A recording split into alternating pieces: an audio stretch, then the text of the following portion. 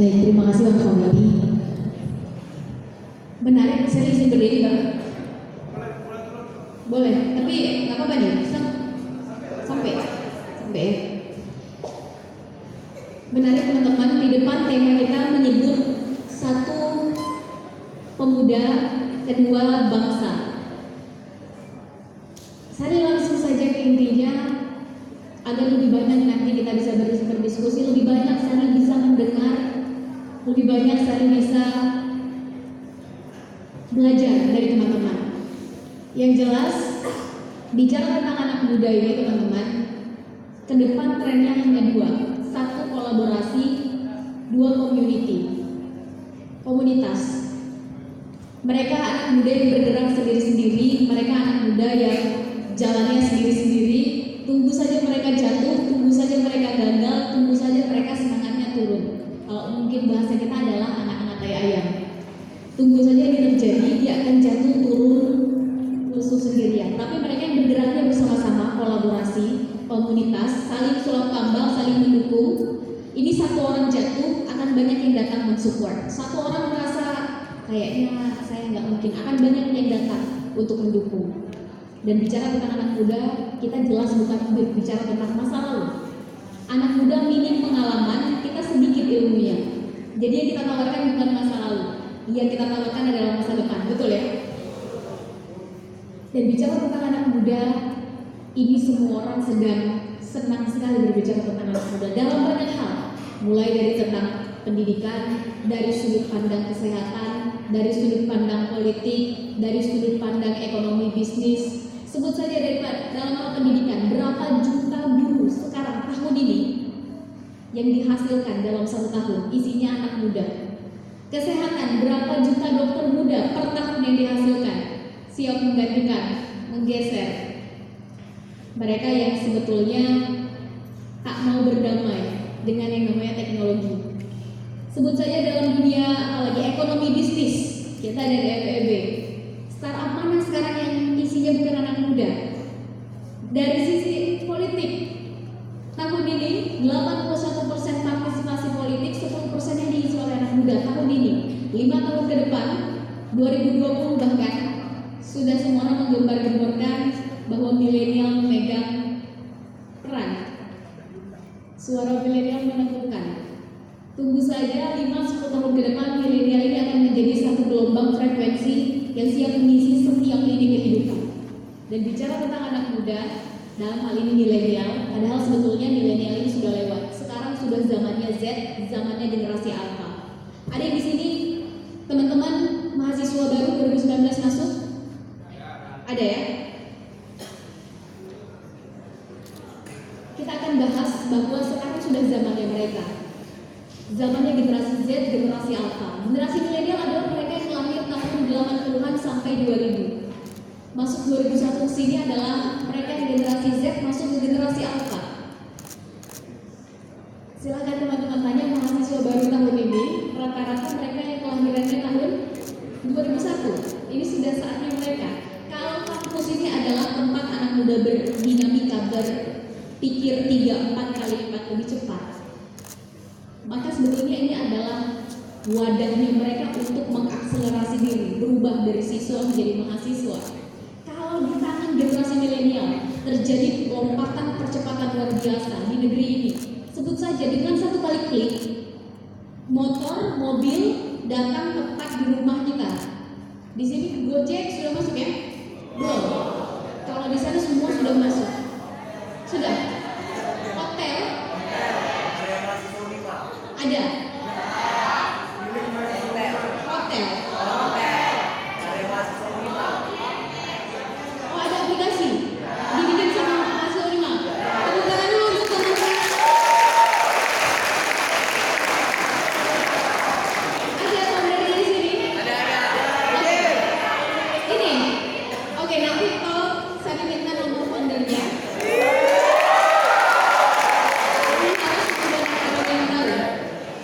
Oke, kita kembali. Bayangkan teman-teman, dengan satu kali klik semua hal bisa kita lakukan. Kita mau beli sesuatu, e-commerce, silakan teman-teman pilih mau dari manapun, itu dikirim langsung tepat datang ke rumah kita. Bayarnya bukan lagi cash, sudah cashless. Mau pergi pergi kemanapun, tinggal satu kali klik tiket sudah dalam genggaman kita. Mau kemanapun, di tangan generasi milenial. Bayangkan di tangan generasi Z, generasi Alpha, percepatannya 5-6 kali lipat lebih cepat. Sudah di launching di Amerika, satu robot namanya Sally. Ada yang ikutin? Bisa menggantikan manusia. Semua yang dilakukan manusia bisa dilakukan oleh si robot ini, kecuali 2 hal. 1, empati. 2, kreativitas dan inovasi. Dan selama kita bermainnya di 2 hal ini, sebetulnya kita tetap di atas rata-rata, di atas si robot tadi. Kalau robot A tambah B sama dengan C, bagaimana rumus dimasukkan, begitulah hasilnya. Kalau mau hasilnya berubah, ubah dulu rumus awalnya. Kalau manusia, A tambah B bisa jadi Z. Contoh paling nyata, sebut saja bagaimana teman-teman BEM, EFEB. Program ini teman-teman tidak ada dalam anggaran, betul ya? Tidak ada, tapi ternyata bisa terjadi di bulan November. 31 Oktober kemarin adalah terakhir ya. Dan terjadinya di bulan November, seminar nasional. Tepuk tangan dulu untuk teman-teman. Artinya ketika manusia bermain di kreativitas dan inovasi, maka sebetulnya banyak hal lompatan-lompatan besar yang bisa kita lakukan. Bicara tentang anak muda, ini bukan lagi tentang 5-10 tahun yang lalu baru dibahas. Anak muda ribuan tahun yang lalu sudah dibicarakan oleh semua orang. Bukan oleh tokoh sifatnya nasional, dunia, lintas generasi sudah menyebutkan. Sebut saja nama pertama dalam buku 100 orang paling berpengaruh di dunia, karangan Michael Hart. Ada yang ingat nomor 1-nya siapa? Nabi Muhammad SAW. Nabi Muhammad pernah bilang, tiangnya negara itu adalah pemuda dan pemudinya. 1400 tahun yang lalu Sayyidina Ali juga pernah bilang, Syibadul yaum rijal yaum imadul. Ini juga diamini oleh para filsuf barat yang mengatakan the youth of today are the leaders of tomorrow. Artinya kurang lebih sama, bahwa pemuda hari ini adalah pemimpin di esok hari, di masa depan. Jangan mau kita balikan kalimat yang dalam dan indah ini menjadi pemuda hari ini adalah pecundang di masa depan. Kenapa pecundang? Karena kita tak melakukan persiapan apa-apa, kita tidak menetapkan ke depan ingin melihat seperti apa, citanya apa, visinya apa. Malcolm X, teman-teman ada yang ingat Malcolm X? Seorang aktivis kemanusiaan berkulit hitam dari Amerika Serikat. Yang diperjuangkan adalah persamaan derajat antara kulit hitam dan putih, dikucilkan sampai akhirnya dia memeluk agama Islam. Sudah terlalu banyak peneliti sosial menyebutkan kalau ada presiden pertama Amerika Serikat berkulit hitam sebelum Obama, maka yang paling pantas adalah Malcolm X. Malcolm X pernah bilang, the future belongs to those who prepare for it today. Masa depan adalah milik mereka yang mau mempersiapkannya hari ini. Dan bicara tentang persiapan masa depan, Malcolm X tak lagi membahas tentang warna kulit kita seperti apa, kita lahir di mana, kita laki-laki atau perempuan. Kita sedang tidak membahas kita lahir dari kondisi sosial ekonomi keluarga seperti apa, kita lahir ke dunia ini dari rahim perempuan mana. Kita sedang tidak membahas itu. Selama anak muda mau melakukan persiapan, maka kita semua punya kesempatan yang sama melihat masa depan. Pertanyaannya adalah persiapan apa yang sudah kita buat untuk menjaga integritas kita, untuk melihat bangsa yang seperti apa, keutuhan bangsa yang seperti apa yang kita lihat. Dan ini menarik, melihat bagaimana fenomena sosial sekarang terjadi di anak muda. Saya minta izin nanti akan banyak menggunakan data teman-teman, karena saya juga bekerja sebagai salah seorang researcher peneliti di Public Policy, kebijakan publik Paramadina Policy Institute, sebagai salah satu peneliti junior masih muda. Sekarang sedang menulis tentang creative impact among young generation in Indonesia through social media. Mohon doanya, insya Allah tahun depan sudah terbit di jurnal internasional dan sekarang sedang dibuat. Kita akan membahas dalam jurnal nasional kali ini apa yang sebetulnya harus kita persiapkan dan ke depan arahnya akan seperti apa.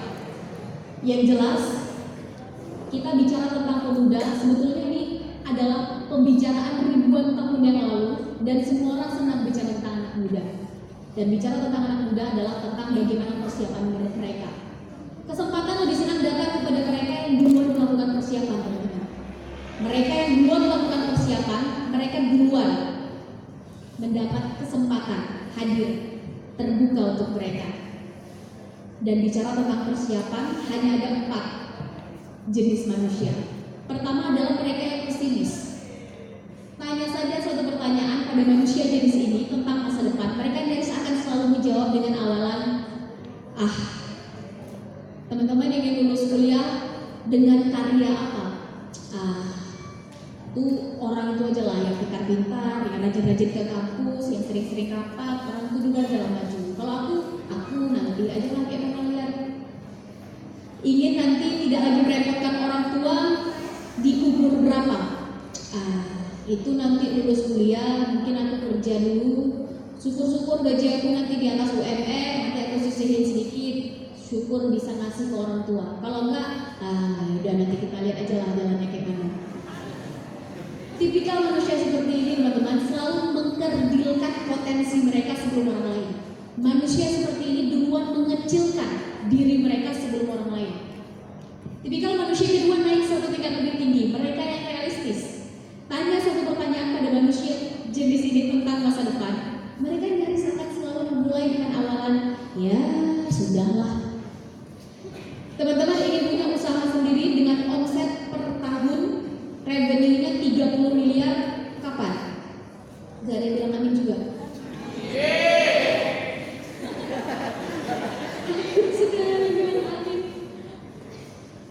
Ya sudahlah. Itu nanti aja kalau aku udah ada modalnya, ketemu nanti dengan investor, ada ide, ada gagasan bisnisnya, nanti baru aku mulai. Kalau nggak ada, sudahlah. Kita lihat saja. Teman-teman ingin punya rumah mobil sendiri kapan? Tahun depan? Besok. Nanti aku lulus selesai kuliah, aku bekerja, syukur gaji aku 2 digit, aku bisa sisihkan, aku mulai DP. Kalau enggak, ya sudahlah. Kapan nanti baru bisa DP, nanti baru aku ambil. Yang laki-laki kapan meminang anak orang?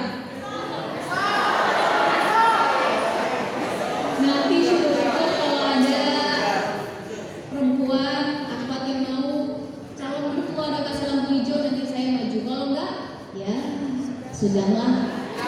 Kapan nanti ada yang mau, nanti saya maju. Manusia seperti ini teman-teman selalu dibentuk oleh lingkungan, bukan mereka yang membentuk lingkungannya seperti apa. Tipikal manusia seperti ini selalu mendengar narasi dari orang, bukan mereka yang menciptakan narasi untuk didengarkan oleh orang lain. 3 kata yang akan melanjutkan tipikal manusia seperti ini adalah apa kata orang. Syukur-syukur orang-orang sekitarnya selalu mensupport, selalu mendukung apa yang menjadi tujuan, visi, cita-citanya. Bagaimana kalau tidak? Satu kali hidup, umur pun cuma singkat, habis untuk mendengar apa kata orang saja. Yang menjadi tujuan, cita-cita, visi dalam hidupnya nggak ada yang didengarkan. Tipikal manusia ketiga yang satu tingkat lebih tinggi, mereka yang optimis. Tanya satu pertanyaan pada manusia jenis ini tentang masa depan, mereka akan selalu melihat dari sudut pandang positif. Bagaimana ingin melihat Los Mawe, Aceh, 5 tahun dari sekarang. Sekarang saya adalah mahasiswa di jurusan X, silahkan isi sendiri, semester Z. Di Universitas Y, isi sendiri silahkan. Di sini semua dari prima? Enggak ya, jadi silahkan diisi sendiri. Saya memang sekarang masih menjadi mahasiswa, tapi 10-15 tahun dari sekarang, karena saya punya passion dalam dunia pendidikan, setidaknya saya sudah punya yayasan. Di bawah yayasan saya ada 3 sekolah. Masing-masing sekolah saya sudah bantu anak-anak Aceh ini minimal 1 sekolah 500 anak saya bantu. Sehingga nanti 15 tahun ke depan, setidaknya tidak ada lagi di Kota Los Mawe mereka yang putus sekolah gara-gara terkendala finansial. Amin. Kak, saya bukan fokusnya bukan itu, saya literasi. Silahkan. Saya sudah punya yayasan saya sudah punya cabang, silahkan diisi sendiri. Saya punya fokus untuk masuk ke setiap wilayah Aceh, khususnya wilayah pedalaman, reach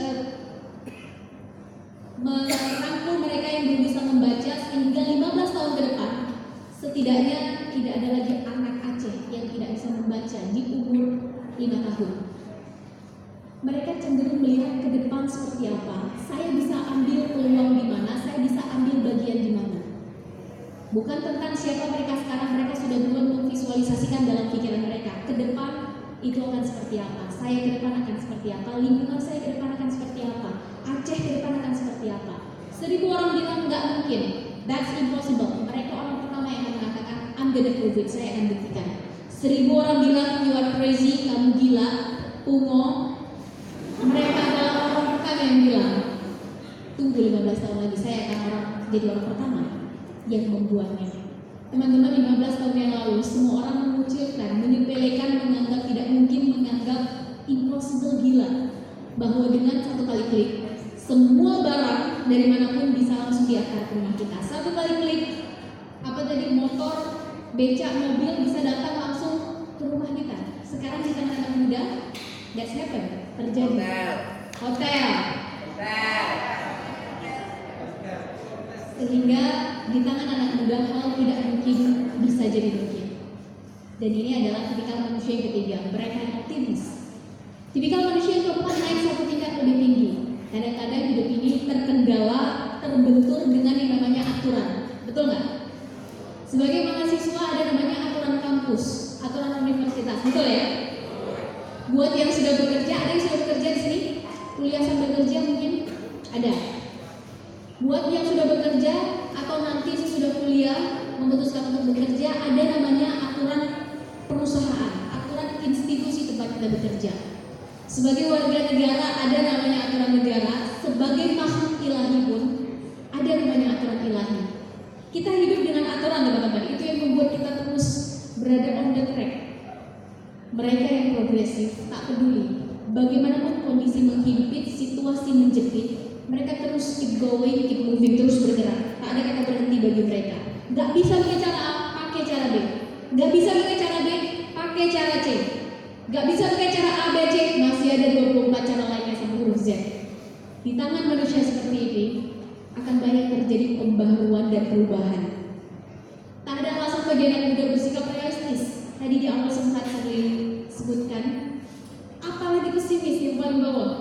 Satu-satunya tanda yang pantas bagi anak muda adalah optimis. Lihat, sebetulnya ke depan seperti apa, saya bisa ambil bagian di mana, peluang saya ke depan seperti apa. Pelan-pelan upgrade diri menjadi progresif. Zaman berubah, waktu berganti, teknologi hadir.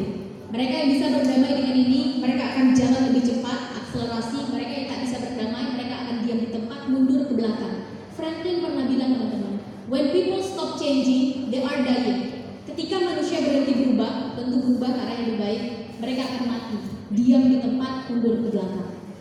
Pertanyaannya adalah, sekian ratus pasang mata yang hadir di GOR ini, apa yang membuat teman-teman berubah? Perubahan apa yang ada di diri teman-teman hari ini dengan 3 tahun yang lalu saat teman-teman masih menggunakan rok abu-abu?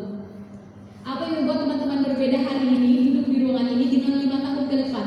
Saat teman-teman sudah selesai, tongga sudah dipindahkan, sudah lulus, status mahasiswa sudah dilepas, mindset, action, habit, karakter apa yang berubah dari teman-teman? Pastikan berubah. Dan ketika saat ini datang, saat teman-teman memutuskan ingin berubah atau tidak, ingin ambil bagian atau terus jadi penonton, maka hanya ada 4 kualitas anak muda bagi mereka yang mendapat kesempatan. Kenapa saya bilang kesempatan? Karena teman-teman yang hadir di sini adalah yang mendapat kesempatan. Ada yang SMA di sini, yang hadir SMA. Kalau ada berarti dia bolos. Teman-teman ada yang dapat kesempatan. Tahun ini teman-teman hanya 2-3% dari total penduduk Indonesia mereka yang bisa mengenyam pendidikan di universitas. Tak lebih dari 3%, hanya 7,5 juta tahun ini. Mereka yang dinyatakan masuk ke kampus, masuk ke perguruan tinggi. Teman-teman bisa bayangkan, alma mater yang teman-teman pakai itu anyaman benangnya bukan hanya harapan orang tua yang ikut ada di situ. Harapan rakyat Indonesia, karena teman-teman 2-3% dari total penduduk Indonesia yang bisa menggunakan alma mater. Sehingga ketika kesempatan sekarang datang, teman-teman masuk sebagai mahasiswa berdinamika di kampus ini, maka hanya ada 4 kualitas anak muda itu. Pertama adalah mereka yang melakukan dengan standar baik, a good one. Lakukan saja standar baik teman-teman, maka that's it. Jadikan itu tangga pertama. Tak perlu bandingkan diri dengan orang lain. Wah, ijikan dia lebih bagus A, B, C kalau saya. Wah, dia lebih cantik, lebih ganteng kalau saya.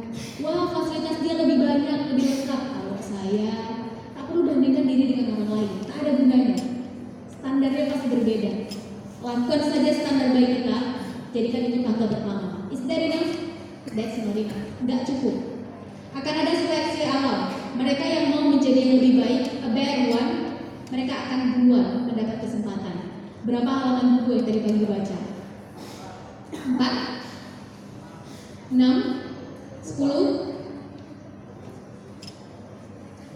Silakan teman-teman isi sendiri. Kalau tadi pagi belum ada, pastikan besok sudah memulai. Kalau tadi pagi 1 paragraf, pastikan besok sudah 1 halaman. Tadi pagi 4, pastikan besok sudah 5. Menyelesaikan 1 buku butuh waktu 2 bulan, pastikan bulan ketiga tinggal 1 bulan. Berapa target buku selesai dalam 1 tahun? Kak, sekarang udah gak zaman lagi baca buku. Sekarang kami pengen itu. Nontonnya audio visual, Kak. Silakan. Berapa jumlah tontonan YouTube yang bermanfaat yang dihabiskan dalam minggu ini? Kak, kalau nonton YouTube tiap hari habis lah kuota kami. Silakan. Sekarang zamannya apa? Tips dan trik. Berapa tips dan trik bermanfaat yang teman-teman aplikasikan dalam minggu ini? Bangun lebih pagi, tidur lebih malam, lebih banyak berdiskusi, mencari mentor. Silakan. Selama hari ini lebih baik dari kemarin, besok lebih baik dari hari ini, maka kita masuk dalam a better one. Kita masuk dalam mereka yang berusaha mengupgrade diri menjadi yang lebih baik. Is a better one enough? That's not enough, teman-teman. Ke depan, Indonesia ini tak akan lagi dilihat dari batas-batas provinsi. Dunia ini juga tak akan lagi dipandang dari border-border negara, batasan-batasan. Selama kita manusia, punya skill, punya sumber daya, kualitas sumber daya manusia ada di diri kita, maka dimanapun kita berada, di situ bumi diinjak, di situ pula lagi dijunjung. Dimanapun kita tetap akan unggul, dipakai bermanfaat. Kedepan sudah banyak memprediksi bonus demografi akan membuat semua orang terlihat sama. Pasar bebas akan masuk, siapa yang punya keunggulan, skill, dia akan membuat naik. Pastikan kita naik ke 1 tingkat lebih tinggi, the best one, jadi yang terbaik di bidang kita. Di ruangan ini pasti jurusan beda, skill beda, passion beda, betul ya? Silahkan pilih, tak ada masalah kita dari arus yang berbeda. 1 dari pendidikan, 1 dari ekonomi bisnis, 1 dari teknik, 1 dari apa lagi? Politik, 1 lagi dari hukum, 1 dari agama, ada masalah. Tapi pastikan kita jadi yang terbaik di bidang kita. Jangan mau jadi kualitas mediocre, teman-teman, rata-rata. Mereka yang kualitasnya rata-rata, maju salah, mundur juga salah. Selalu di tengah-tengah. Pastikan jadi di titik ini, the best one, be the best version of you. Is the best one enough? That's not enough. Ayo kita naik 1 tingkat lebih tinggi. An excellent one, yang sempurna di bidangnya. Sempurna bukan tanpa cacat, karena tak ada manusia yang sempurna, tak ada gading yang tak retak. Kita semua pasti punya salah. Sempurna di bidangnya, terbaiknya kita di bidang kita bisa mengajak orang-orang di sekitar kita untuk sama-sama bergerak ke arah yang lebih baik. Terbaiknya kita di bidang kita bisa banyak memberikan kebermanfaatan, kepositifan, keinspiratifan untuk orang-orang sekitar. Sehingga kehadiran kita sempurna dirasakan oleh orang-orang sekitar kita. Karena dunia bukan hanya mencatat mereka yang kaya, teman-teman. Dunia bukan hanya mencatat mereka yang parasnya cantik, wajahnya ganteng. Dunia juga mencatat mereka yang bisa ngasih impact, kebermanfaatan untuk orang-orang sekitar. Dan dunia lebih senang mencatat orang seperti ini. Sebut saja siapa yang sekarang karyanya nyaris digunakan di seluruh dunia. Penemu Microsoft misalnya, Bill Gates. Tak usah kita bahas kekayaannya, majalah Forbes sudah selesai membahasnya, sudah khatam. Bill Gates terbaik di bidangnya, yes. Is that enough? Dia naik ke tingkat lebih tinggi. Dia bikin namanya Bill Gates Foundation. Dengan itu dia bisa banyak merangkul, ngasih manfaat untuk orang-orang sekitarnya. Bukan hanya di Amerika, di seluruh dunia. Kak, udahlah, nggak usah kita bahas jauh-jauh. Bahasa di Indonesia, ayo. Di Indonesia, salah satu bapak pendidikan, penemu teori 4T yang membuat pesawat terbang bisa lepas landas dengan sempurna. Yang baru saja meninggal, almarhum B.J. Habibie. Terbaik di bidangnya, yes. Semua orang mengaku, nasional, internasional. Is that enough? That's not enough. Dia naik 1 tingkat lebih tinggi. Dalam dunia pendidikan, dia punya namanya Habibie Center. Salah satu misinya adalah mencetak lebih banyak Habibie muda di Indonesia. Pertanyaannya adalah, kita selama ini ada di mana? A good one, a better one, the best one, atau ternyata sudah sampai an excellent one? Jangan mau jadi anak muda eksklusif. mikirnya hanya untuk diri sendiri. Saya nanti lulus sekian tahun, IPK saya sekian, saya nanti selesai lulus kerja di mana, gaji saya berapa, saya sukses atau enggak, saya duduk di kursi mana, nanti saya punya anak berapa, saya terus. Dunia ini terlalu luas teman-teman untuk kita kecilkan dengan pikiran kita sendiri. Dunia ini terlalu lebar untuk kita kecilkan dengan masalah yang kita sendiri buat dalam pikiran kita. Ayo kita ganti kata saya dengan kata kita. Bagaimana kita di Lok Sulawesi, Aceh Utara, lebih luas lagi di Aceh ini dalam 5 tahun ke depan? Bagaimana anak muda siap menghadapi demografi tahun 2030, 10 tahun dari sekarang, khususnya Aceh? Bagaimana Indonesia 26 tahun dari sekarang, tepat 100 tahun Indonesia merdeka, mana posisi kita? Sehingga kata saya diganti kata kita, tak ada lagi pekerjaan yang kita bekerjanya sendiri-sendiri. Pasti orientasinya adalah saya bisanya apa, kamu punyanya apa, ayo kita gandengan, kita kerjain proyek ini sama-sama. Saya bisanya ini, kamu punyanya itu, ayo kita surat tambah. Karena ke depan trennya akan seperti itu, kolaborasi. Bukan mereka yang paling kaya yang bisa buat perubahan, bukan mereka yang punya kekuasaan paling tinggi yang bisa buat impact. Anak muda yang mau saling sulam tambal, tahu kekurangan kelebihannya apa, mau saling menggandeng, bergerak bersama-sama, mereka akan buat sustainable positive impact. Dan orang seperti ini nafas perjuangannya lebih panjang. Yang jelas, bicara tentang perubahan semua ini teman-teman, pasti kita bicara tentang anak muda. Tak ada perubahan terjadi tanpa di belakangnya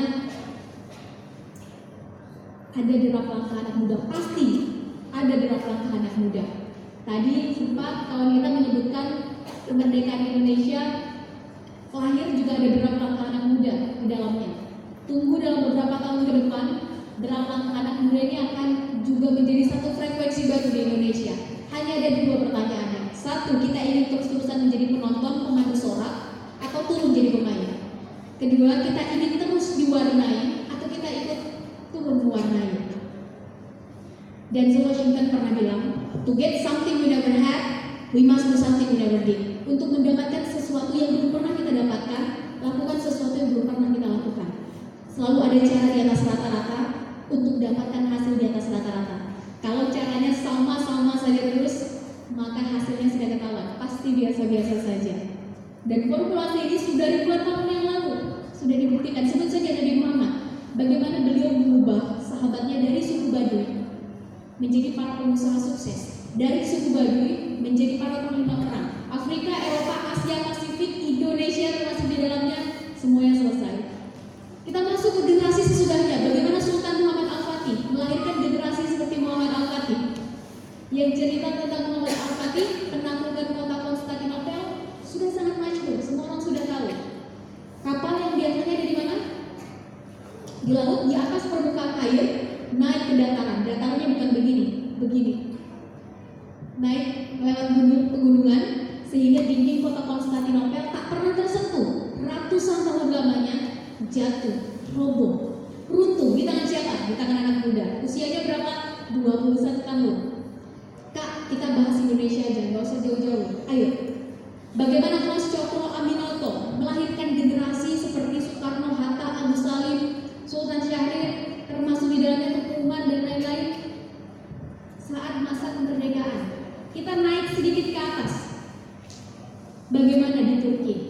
Said Nursi melahirkan generasi seperti Erbakan, dilanjutkan oleh Erdogan, yang mau tidak mau, suka tidak suka, di bawah Erdogan ada perubahan luar biasa di Turki.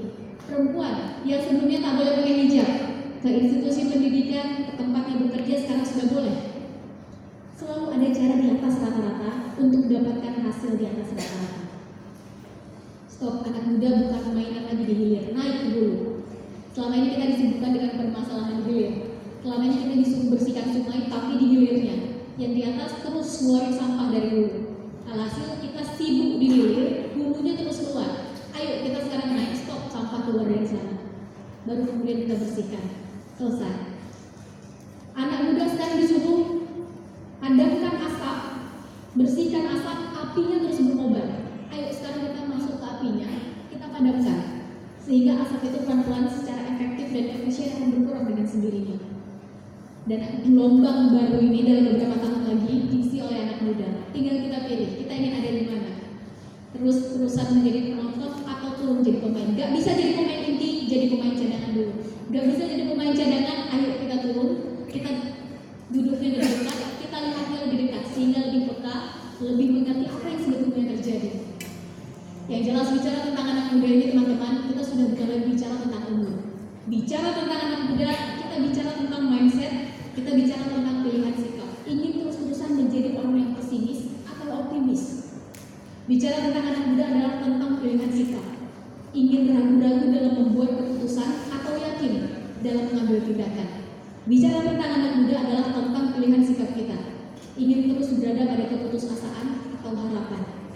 Yang jelas kita akan tua setua keputusasaan kita akan muda semudah harapan kita. Kita akan tua setua pesimisme kita akan muda semudah optimisme kita. Kita akan tua setua keraguan-raguan kita dalam mengambil membuat keputusan, dan kita akan muda semudah keyakinan kita dalam membuat tindakan. Selama harapan, keyakinan dan optimisme itu masih ada di dalam dada, maka kita semua masih selamanya muda. Jangan mau jadi anak muda pengecut. Hidup cuma satu kali. Ayo, mari kita hidup yang berarti. Akan ada yang berubah, akan ada yang berubah. Tapi satu yang pasti, harapan, keyakinan, dan cita-cita harus terus diperjuangkan. Terima kasih.